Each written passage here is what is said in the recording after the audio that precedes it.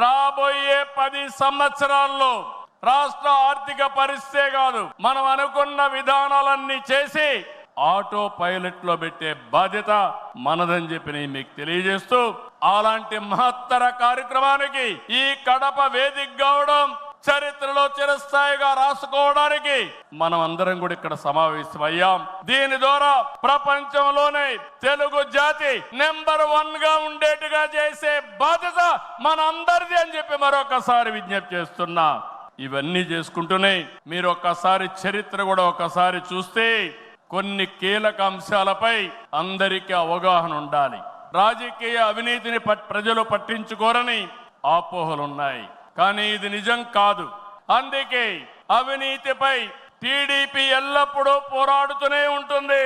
పోరాడాం, మళ్ళీ పోరాడుతూనే ఉంటాం. 4 దశాబ్దాల ప్రయాణంలో అవినీతి పైన రాజీ లేని పోరాటం చేసిన ఏకైక పార్టీ తెలుగుదేశం పార్టీ. ఉమ్మడి రాష్ట్రంలో మీరు ఒకసారి చూస్తే 84లో ప్రజాస్వామ్య పరిరక్షణ ఉద్యమం నుంచి నిన్నటి వరకు విధ్వంస పాలన వరకు మరువలేని పోరాటాలు చేసిన పార్టీ తెలుగుదేశం. ఉమ్మడి రాష్ట్రంలో రాజా ఆఫ్ కరప్షన్ అనే పేరుతో లక్షల కోట్ల అవినీతిపై తెలుగుదేశం పోరాటం నిజమని సిబిఐ వంటి దర్యాప్తు సంస్థలు ఆ తర్వాత తేల్చే పరిస్థితికి వచ్చారు. అది మన క్రెడిబిలిటీ.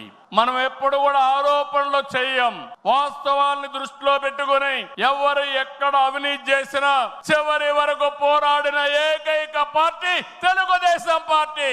హైదరాబాద్ లో ఔటర్ రింగ్ రోడ్డు గాని, వ్యాన్పిక్ సిటీ గాని, హిందూకి ఇచ్చిన భూములు గాని, లేపాక్షి భూములు గాని, ఇలాంటివన్నిటిపైన మనం పోరాడాం. దాని పర్యవసానం తర్వాత ఇన్వెస్టిగేషన్ ఏజెన్సీ అన్ని ఒప్పుకునే పరిస్థితికి వచ్చారు. ఓబులాపురం అక్రమ మైనింగ్ పై మనం చేసిన ఉద్యమం నాడు దేశంలోనే ఒక సంచలనం.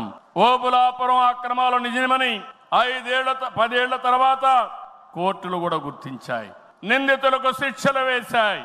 మనం చేసిన ప్రతి పోరాట ఫలితం నేడు కళ్ల ముందర కనపడుస్తుంది. అది తెలుగుదేశం ప్రత్యేకతని మరొక్కసారి విజ్ఞప్తి చేస్తున్నా.